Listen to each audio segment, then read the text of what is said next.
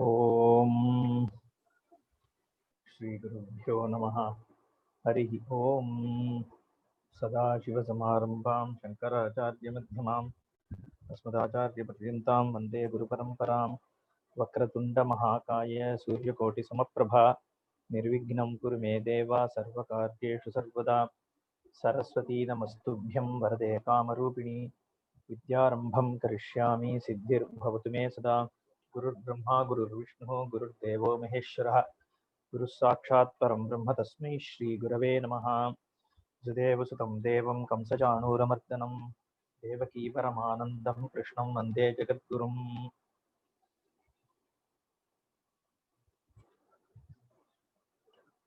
Jaishankar ji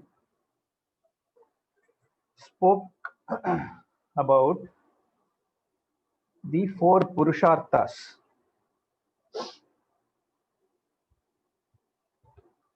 What is sought to be desired, okay, Purushena Artyate, by people.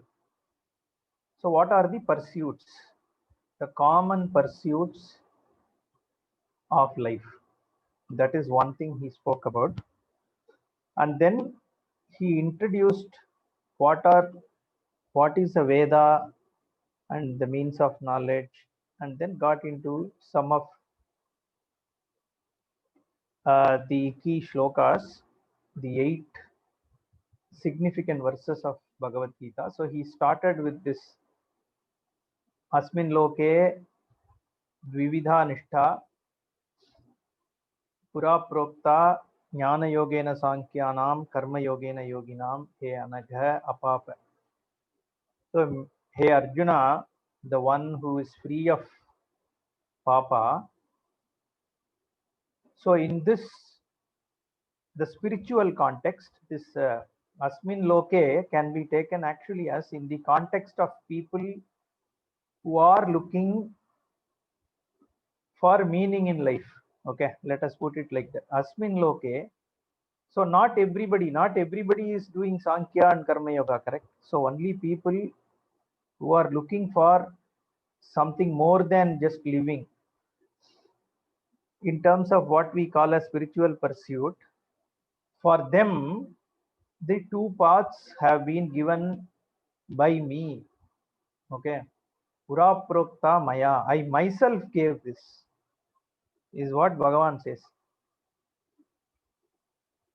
So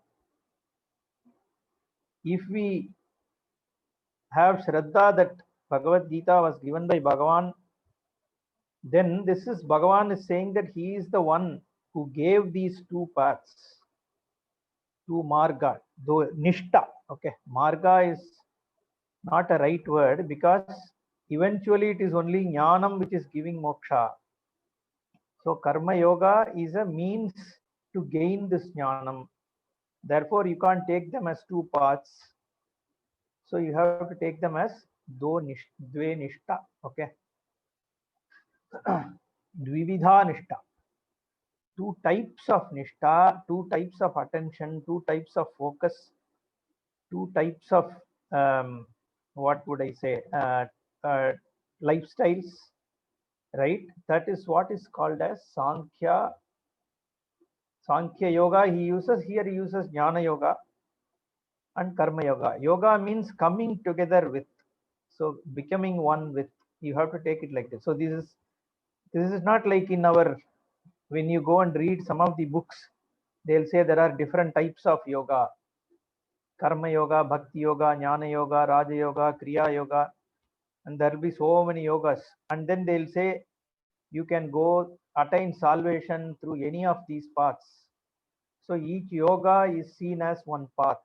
Okay, that is how a lot of people have now interpreted these things. But here in Bhagavad Gita, as well as the commentators, don't look at it like that.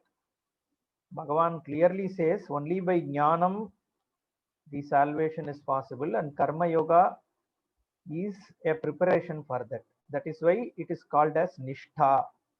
What at that point in time, what is your commitment? Is your commitment to doing karma or just exposing yourself to the Vedantic vision. So that is why it is called as Nishtha. Okay, so that is a pursuit, and therefore he spoke about this two Nishtas. Let us now move on. We have 8 verses to cover. And Shankarji started on this. Nyayam Pravakshyami. This is a verse which comes in the 13th chapter, Kshetra Kshetrajna, and all Bhagavan talks about. Field of experience is Kshetra, and the person who is experiencing within the field of experience is Kshetrajna. I mean, let us qualify this term person. The entity, you can say the entity, Kshetram Janati iti Kshetrajnaha. Idam Shariram Kaunteya Kshetram Ityabhidiyate. This is the field of experience. So this Jiva, is there a problem? I see some chats. Okay. Yeah, namaste. Okay, so this is the verse he started. We will cover this. Okay, let me go to some of the basics here. Now, these 8 significant verses, the moment we say significant verses, let us understand what are these 8 significant verses trying to collectively bring out, right? This is one thing you would have seen in almost all Indian languages, in most of the shops, right? I've seen this in Gujarati, Hindi, Tamil, Telugu, everywhere, right? Whatever has happened for good. Whatever is happening for good. Whatever will happen shall also happen, like this, right? Gita, this is obviously not a direct translation of any of the Gita verses. We all know that. If you don't know, be aware that this is not a translation of any verse. And they also call this as Gita Sara. So they say it is the essence of Gita. Okay, but it is somebody's interpretation of this Gita as they have seen it. Okay, because this is a very fatalistic kind of statement. This is, you are not taking account of anything that has happened. Okay, so it is like it's all fate. You just, just go with it kind of thing. Okay, so we have, and obviously these 8 significant verses are not going to talk about this. So if you are really, yes, wanting to be a student of Gita, I think you should keep this kind of an interpretations aside and then look at it a little bit more objectively. And then there are some very famous verses, okay, like Yada Yada Hi Dharmasya Glanir Bharata Abhyuttanam Adharmasya Tada Atmanam Srijamyaham Paritrāṇāya Sadhūnām Vināṣāya Ca Duṣkritāṃ Dharma Samsthapanarthāya Sambhavāmi Yuge Yuge. These two are very famous, come one after the other. Then we have this Karmanyeva Adhikaraste Ma Paleshu Gadajana Ma Karma Palaheturbhuhu Mate Sangostu Akarmani. Then this Yoga Karmasu Kaushalam, there is another thing which is very famous. Buddhi Yukto Jahatiha Ube Sukrita Dushkritya Tasmat Yoga Yujyasva Yoga Karmasu Kaushalam. So these are definitely significant verses, and they have a significant position in terms of how Bhagavad Gita narrates the overall teaching. However, these 8 verses are slightly different focused. Okay, and why is it so? Okay, so to understand that, we have to understand what is Gita trying to address. Okay, so it is addressing a fundamental human problem. When we say fundamental human problem, what is so different in human that is not there in animals or plants or even devas, devatas, if they were there, assume they are all there, then what is so different in human? The biggest difference is we have the faculty of choice. Only human beings can choose. Every day we make so many choices, and our life, our personality, our environment, all of them get influenced or impacted by the choices we make. And choices everywhere, right? From the what kind of coffee you take, what do you drink first, and if it is coffee, then what kind of a coffee, whether you want to take it with sugar, without sugar, and then what every, if you see the whole life, it is all about choosing, choosing, and choosing, right? And many a time these choices create conflicts. It also creates guilt and hurt, because when there is a conflict, depending on the choice you make, it can lead you into a guilt because you chose the wrong thing, or it can hurt you because your choice didn't make you successful. So that impacts your judgment about yourself, because just like how human being have choice, human being also has an ability to judge. So we are all judging all the time. We judge others, we also judge ourselves.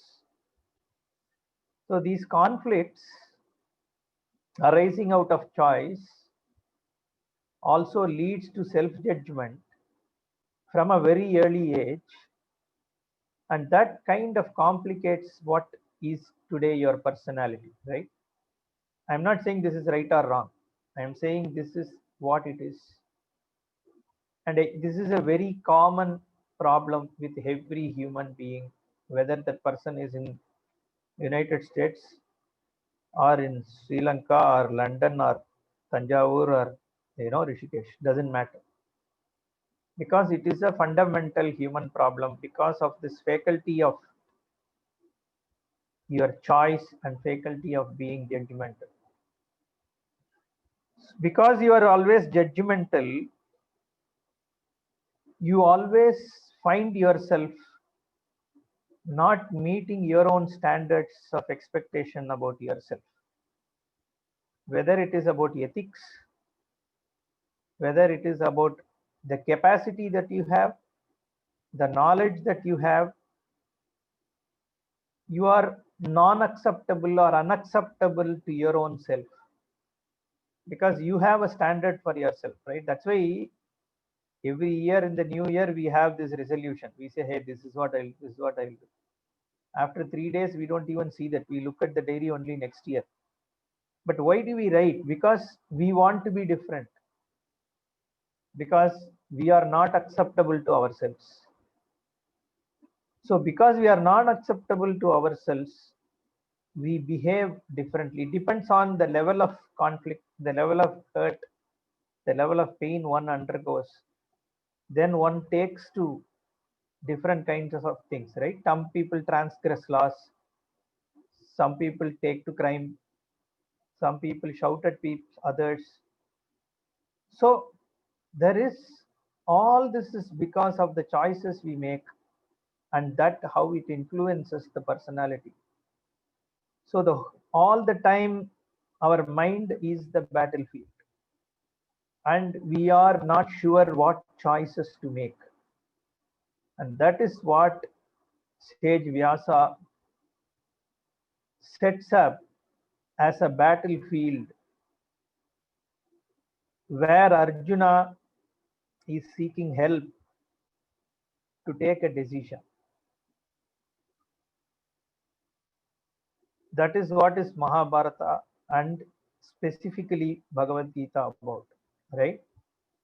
Because the human life is lived in a tension of wanting to be different, desire, because I'm unacceptable to me, right? My situation is unacceptable to me, my environment is unacceptable to me, it doesn't meet my standards of expectation. So I want to change my spouse, and the spouse is also wanting to change me all the time, because for me my world includes my spouse and children and parents and my manager and subordinates. and same holds for the others, and everyone is trying to change the environment around them and themselves as well. And that urge and tension of wanting to be different and the feeling of inadequacy is what is the human problem. And that inadequacy and the ability to choose, make choices which help remove that inadequacy, is the problem that Bhagavad Gita is trying to address. That is why, while Bhagavan does say that yada yada hi dharmasya glanir and all that, those are okay. That is in the context of Bhagavan is Ishvara, he says that. But that is not the fundamental thing of Bhagavad Gita. The fundamental thing of Bhagavad Gita is to address this problem of self-inadequacy. And when you make choices, right? When you make choices, you can choose one or the other based on many considerations, right? You can consider the immediate context. In fact, Bhagavan starts off telling Arjuna, if you run away from battlefield, people will make fun of you. Even the small guys who used to, run away by just your sight, whose leg will shake when they look at Arjuna and Kandiva and all that. But that kind of a person also will make fun of you. So you just choose based on that, is what Bhagavan starts off with, right? That is one level of giving solution. That's pep talk. Someone wrote some few years back that Bhagavad Gita is a pep talk. Yeah, I mean, that part is a pep talk, right? But not everything of Bhagavad Gita is a pep talk. But, people, they just want to, pick holes in everything. So they do that. But then at that level also you can give a solution, right? An immediate solution within a context of, me versus you, right? That is one way of giving a solution. Another solution, looking at Arjuna's larger context. Do you want to become a king? I mean, you may not be worried about how people perceive you, but then you can contribute to the society through some, good deeds. You can be a better king than Duryodhana, right? So that's one way of giving solution. So now, then you can go to the level of saying what is dharma and what is other, what is to be done by you and what is not to be done by you, right? From an entirely different, perception of ethics and dharma and all that, right? Or you can look at the goal itself as solving the fundamental problem of inadequacy, human problem of inadequacy.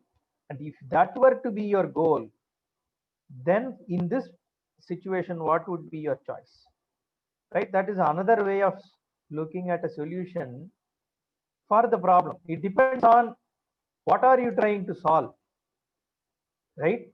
Are you just wanting Arjuna to go and do the war, engage in the war, or do you have some accounts to settle with Duryodhana and Shakuni, and that is why you are asking him to fight? Or do you really want to help Arjuna to go to heavens? Or do you want to liberate Arjuna to become a mukta person, right? So depending on that, the solution also changes, right? And depending on what are we trying to take out of Bhagavad Gita, your 8 significant verses will change, isn't it? I mean, you can pick any 8. There are 18 chapters and each on an average about 40 to 50 slokas. So the 8 things that Pujya Swamiji has picked up here are focused on which are the ones address the fundamental human problem and how does it do that. Okay. Now let's get to this verse. Nyeyam yattat pravakshyami yajñātvā mritamashnuté anādimat param brahma nasattanna saduchyate. Nyeyam yat tat pravakshyami yat jñātvā amritam ashnute. Anadimat param brahma na sat na asad uchyate. Nyayam yat tat pravakshyam is how he starts it. Pravakshyami, vakshyami means I will tell you, I will reveal to you. Pravakshyami means I will clearly explain to you. There is an emphasis of prakarshena. I will explain to you what is to be known. Nyayam. What is this? What is to be known? Everything needs to be known, right? Our life is all about knowing, learning about things. We have so many WhatsApp groups, all the way from social groups to some Mahapariva groups to, friend circle to science groups, all those, right? And everything is sharing gyan. Every 10 minutes you will have some gyan. So and so had so much, such a kind of experience. Somebody went somewhere, someone said this person something and it immediately happened. All kinds of things, right? From all corners they hit us, and then we just put emojis and we are happy. So what is nyayam here? I mean, which of those do we really need to consume? What is to be known? Is there everything, right? There is no limit to knowing. So Bhagavan says nyayam yat. What is to be known, I will tell you. What do you need to necessarily know, right? In fact, what really can be known is another way to look at it. What you know today, does it keep its essence?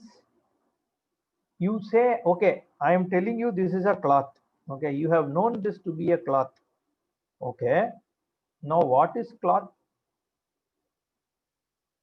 It has fabric. Okay, there are threads, tissues. So they make up this cloth. So now, do they individually, is each one of the strand a cloth? No, it is just a thread. Then it is, cloth is a collection of thread. Oh, okay. Then what is a thread? Now it is, fabric, then yarn, then it is cotton. Then what is cotton? Then it goes further down. Then it comes to the level of atoms and nucleus. Oh, so is nucleus the cloth? No, nucleus also further it becomes energy. Goes on and on and on. I just picked up something from Wikipedia also. What is a tree? Okay, I just tried to pick up a perspective of what is a tree. Tree is a perennial plant with an elongated stem or trunk supporting branches and leaves in most species. This is a definition, Wikipedia definition. Okay. Now then, that means tree is what? It's collection of your stem, trunk, leaves, whatever, right? So which one of this is a tree? Then you go to stem. What is a stem? Stem is, they say, two pipe-like tissues called xylem and phloem. Okay. Okay. Then is xylem the tree or stem the tree? What is tree? Then what is xylem? That also further goes into some procambium, right? And then what is procambium? Again, it goes into something called vascular. It goes on and on. It doesn't stop. And then you go further. Then you don't even know what is tree. We say tree. It is just an aggregation of so many things, isn't it? So now is it nyayam? Yeah. I mean, of course, I need to know what is tree. I need to know what it comprises of, and there's a lot to know about tree. It can take ages. If you become a botany student, you can learn. But is that nyayam? And can it be known exactly this is what tree is? Not really, right? Because it's all a collection. Everything is a collection. You say this is a chair, you look at it, you break it down, again it just goes on and on. The moment you break it down in your mind, then what is chair is gone. Now, then how do we address what is nyayam? Then you have to connect it to why do you know? Need to know, right? And that why is yajnatva amritamashnute. Reading Sanskrit from English is a problem. Yajnatva amritamashnute. So by knowing which you attain eternality. Amritam, Mritam means death. Amritam means free from birth and death. By knowing which you become eternal. How do I know something by which I become I can know that space is eternal, right? I can know that Saturn lives for zillions of years. The sun, solar Milky Way galaxy has been there for some zillions of light years. Yeah, I've known about something eternal. So I mean, yeah, kind of eternal, right? So-called eternal. But knowing that, can I become eternal? No. So how can knowing something make me eternal? Well, we have to look at it, right? So if there is something knowing which I can become eternal, then that is what you really want to know, isn't it? Because what is unacceptable to you is what? Inadequacy, right? Inadequacy will go only when I get adequacy or an infiniteness. So eternal is a term used for time. So time wise unlimited. So this, if you stretch this unlimited to space wise unlimited and object wise unlimited, then there is no inadequacy, right? The inadequacy is because I am limited by time, I am spatially limited, and I am object wise limited, right? And of course, knowledge wise, you can add some of those as well. But Deshakala Vastu is what is generally considered the three things by which we are limited. So now if I can gain an adequacy, then that is what I need to know, because that is going to make me adequate. That is why he says, I will tell you Nyayam Yat.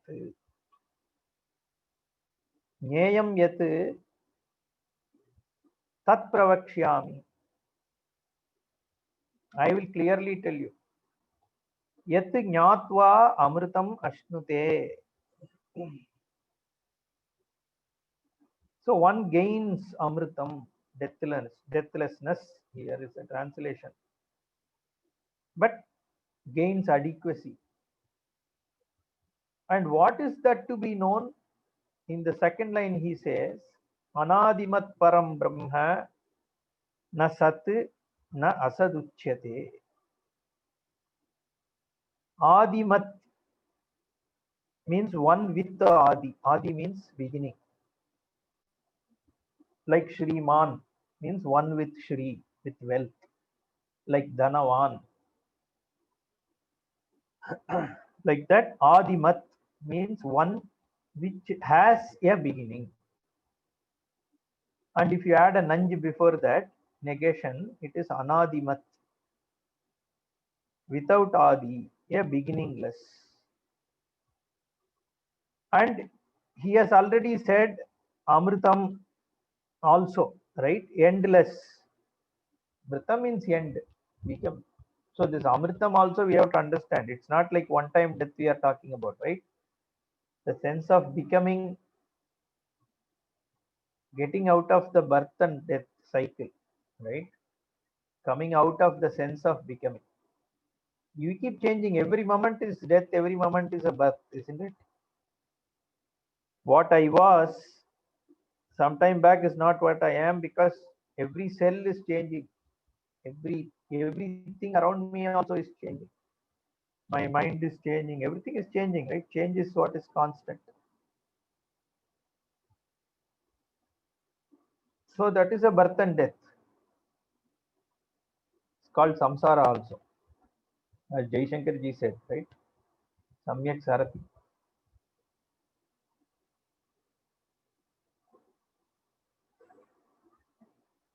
Anadimat Param Brahma, that Param Brahma na Sat na Asad Uchyate. It is not existent nor it is non-existent. So that Brahma is what is Nyayam. Now in this explaining this shloka, Shankaracharya makes a very witty remark. The first line starts with a big bang statement. Nyayam yattat he says this. So very wittily he says, you start with a very big bang statement. Nyayam yatyat pravakshami yajñātva amritam ashnute. You just make such a big introduction statement and then follow through with a very confusing simple statement that it is neither existent nor non-existent. So if learning that, you will become amritam. I mean, doesn't gel well is what how he introduces. Of course, he takes it through and addresses it. But it is very interesting to see how the second line here just says this Brahman is neither existent nor non-existent. What is that?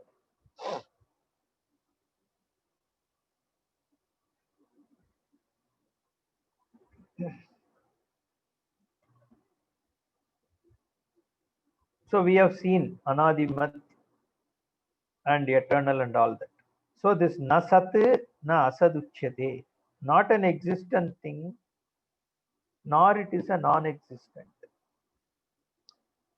And this existent and non-existent is how our perception of the world is. Every cognition, I am right now listening to the lecture on 8 significant verses. Correct? It is an existence. Right now, I am not hearing any other sound other than this talk. Right? So it is not, is another. So it's a non-existent. Any other sound is non-existent. But the lecture is, alternate sound is not. A laptop or a mobile device in front of me is. An apple in front of me is not. Right? The whole experience is this is there, that is there, that is not there, this is not there, this is there. Right? So you ask yourself, what were you doing 2 hours back? You will say, I was sitting here looking at this. So that experience was there, right? And the was also, when it happened as a is. Okay, this is and was and all, I mean, only from reference point we say something is, something was, something will be and all that. But when everything happens, it happens as a is only, present. So our problem is, everything is seen as a sat or asat. Anything that we objectify, anything that we perceive is through what is and what is not, except if it is a non-existent thing, right? Even there we say is not only. Okay. Now, then your question will be what? You are saying Nyayam, to be known, right? And then you are saying it is neither existent nor non-existent. Then how do we know that? What is this which is neither existent nor non-existent? And then you are saying you need to know. Knowing something which is see, you can know what is existing and you can know what is non-existent. If you are saying it is neither existent nor non-existent, how do I know that? Then the answer is, the only thing which is cannot be known as an existent or non-existence object is me. Because everything else that is objectifiable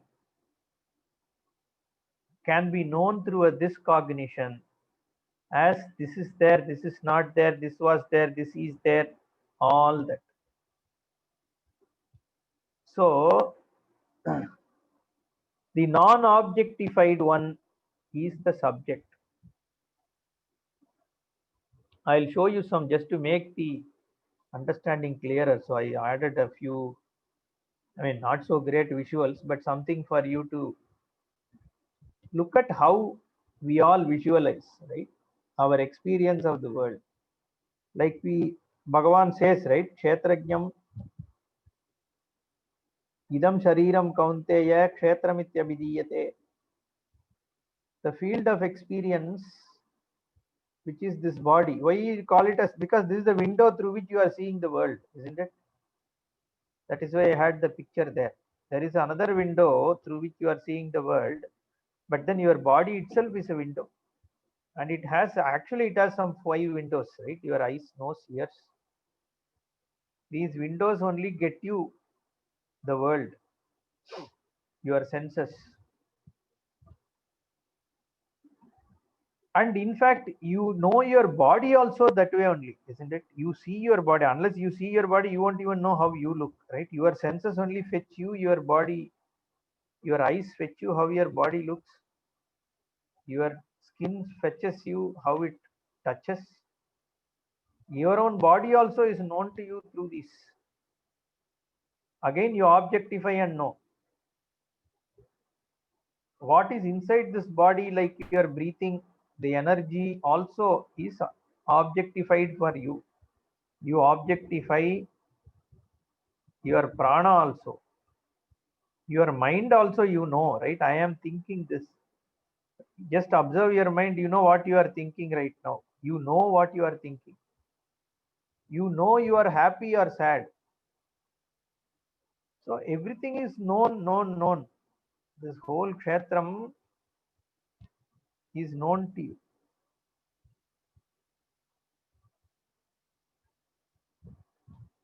So this is how do they, that is what the last picture there, right? There is a vyapti, phala vyapti. A part is seen by you through your eyes because there is a part vritti which happens, which gets you that phala vyapti of perceiving a part. This is called akara vritti. Akara means the shape, whatever the shape. I mean, it could be even an emotion, right? That is also an akara. And in that akara, there is a vritti, there is a process of cognition which happens, which gives you a perception.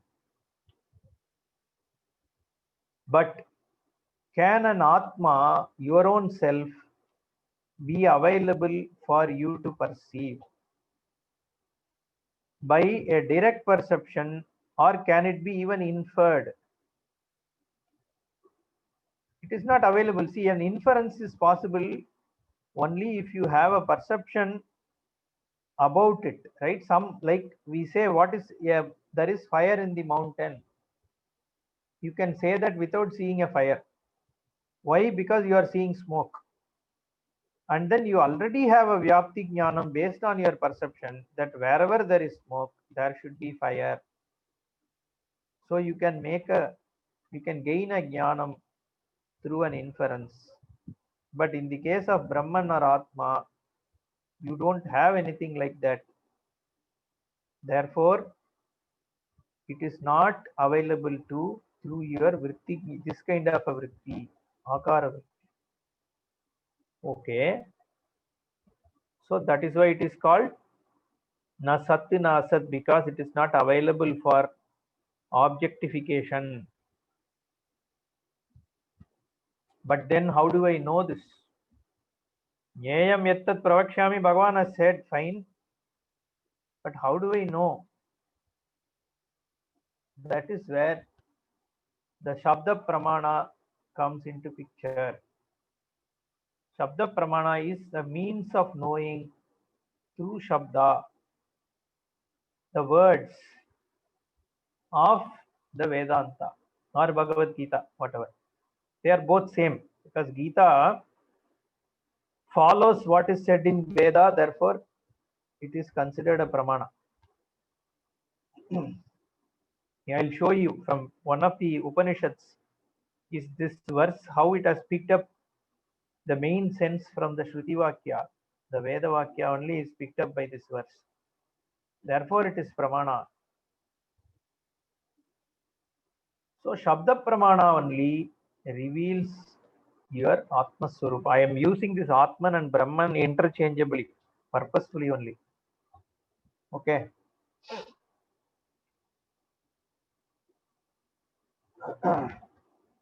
And that also operates through mind. Shabda doesn't operate anywhere else, because this is also a jnanam and this is also a vritti only, because every jnanam is vritti, knowledge, because we are talking about jnayam, knowing. We are not talking about meditating or experiencing or doing something to get Brahman. No. Bhagavan said jnayam, to be known. So to know, what do you need? You need a mind, yes. Mind alone is not enough. You need a means of knowing. Pramana pravritti. I need a means of knowledge to gain a knowledge. We are not talking about some description. We are talking about a direct knowledge. It is not about some heaven which has big gardens and royal buildings and dancers, big courtyard. These are descriptions. You can visualize, right? But that is not knowledge. Knowledge means you should know, and it can't be contested. Then only it is knowledge. Milk is white is a valid knowledge, because it is operated through a means of knowing called eyes, and it is not contested, and it is not somebody's imagination, fallacy. Then it is a valid knowledge, because it is arrived through a means of knowledge. So here, what do we need is a valid means of knowledge, and that means of knowledge cannot be employed by yourself. Why? Because it is about you, and you can't objectify yourself. So if you can objectify something, then you can employ a means of knowledge and know that, right? You want to know the color of, Jati Pushpa, then yeah, you apply a means of knowledge, eyes, whatever. You want to know what is there in that flower, in the grains, the minute grains, then you put a microscope, whatever, and look at it, right? Because you are enhancing your means of knowing, your eyes, through some lenses, right? You can do all that because it is available for objectification. But here, it is your own self. Your own self is not available for you to objectify. For nobody, their own self is available for nobody. Even for Bhagavan self cannot be available for objectification, because it is never known through a discognition. We call it as discognition. Idam vritti.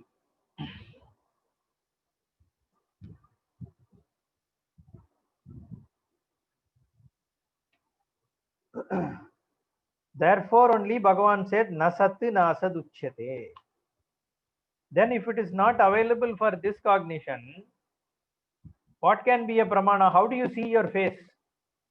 If you want to see how you look, how do you see your face? You can't objectify your face.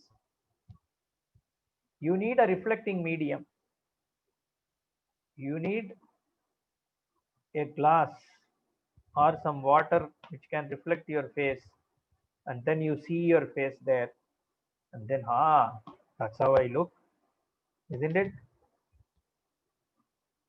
Now, Shabda, set of words, is a pramana that reveals who you are, because you are not totally unknown to you.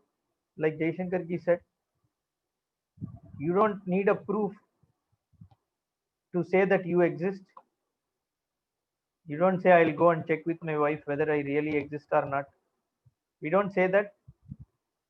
And then you go and check, she will say it's as well, you exist, but that's what she'll say, right? You are as though non-existent for me. Anyway, so jokes apart, the mirror reflects your face. Then you recognize who you are. That is how Shabda Pramana shows who you are, because you are not totally unknown to you. It is not a new object. Na atyantameva ajnatam. Many places Adi Shankaracharya writes about this. Not you are not totally unknown to you, but your Nija Swarupa is not known. And Shabda Pramana shows you that vision. Until the time it shows you that, you have to give it a benefit of doubt, because you don't have a choice. You don't have a choice. Without Shastra, there is no way you can know you, because you are not available for objectification. You can be a great scientist, but then you can learn about any number of objects, but not the subject. Subject, you can analyze other persons as your object, but your own self is not available for you to objectify. So you don't have a choice but to give benefit of doubt to Shastra. But the question will be, then every religious person will come and say you have to give benefit of doubt. Okay, I have this Aristotelism is my religion. You give benefit of doubt and read my book. They can say no. What is different? The difference is, here the benefit of doubt, though you give, we are not saying the result of this will be after you die. We don't say that. We don't say you go to Swarga, as that is the ultimate thing. We don't say that. Going to heaven is not what we say. We are the Shastra. We means I am talking about Shastra here.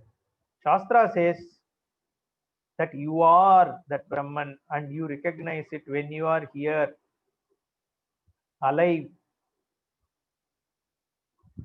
Therefore, the Shraddha, benefit of doubt, is only till the time this vision happens with this pramana. Every pramana you have to give benefit of doubt, then only it will have work, right? You have to open your eyes to see, because then you are opening your eyelids because you trust your eyes to see, right? You are giving a benefit of doubt that it will see. Then only you open your eyes. Otherwise, why are you opening? You are opening your eyelids because you are giving it its benefit of doubt. That I used to see things till yesterday night. So today morning also I will be able to see, right? So it's a benefit of doubt. So every pramana will operate only if you give it the benefit of doubt. So Shruti also, we have to give it the benefit of doubt. Shruti means Veda, Vedanta. The revealing portions of Vedanta is called Shruti. It is also called Shabda Pramana because it is in the form of words. And Mahabharata, this Bhagavad Gita and all are called Smriti, and Smritis follow what Shruti tells.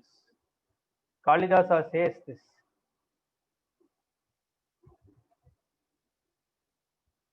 In Raghuvamsa, he says Gautama followed the cow called Nandini wherever it went without losing sight of the cow. He just followed it every step, just like how Smriti follows Shruti. He gives this as an example, Drishtanta, for how that person followed. So Smriti followed to the dot what Shruti says. Therefore, Smriti is considered, as a pramana too. Likewise, Bhagavad Gita is considered a pramana not because Bhagavan said, but because it follows what Shruti says.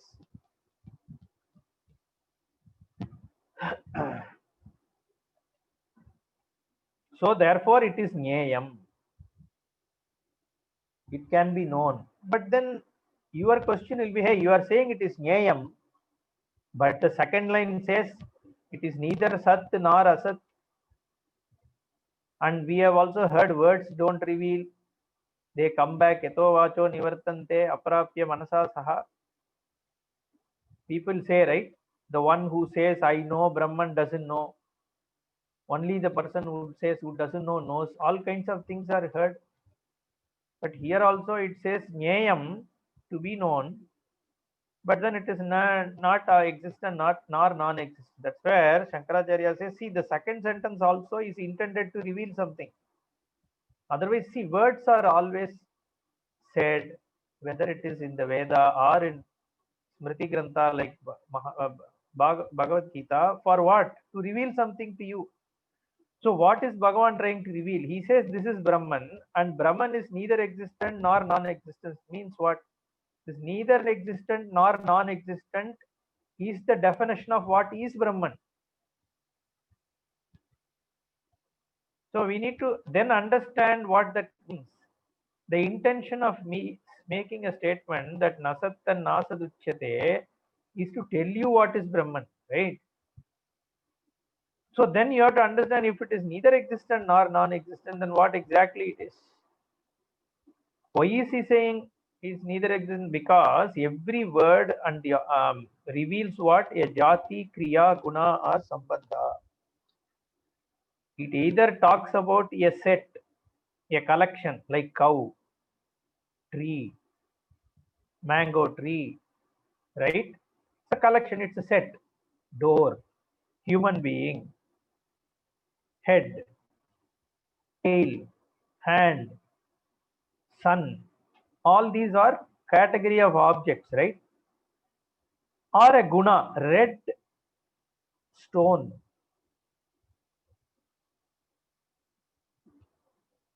spoiled milk, something like that, right?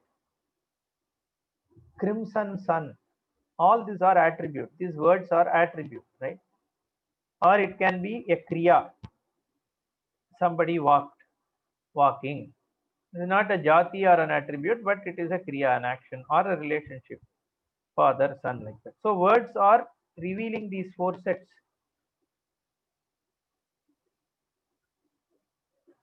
But this is what is within the Sat and Asat.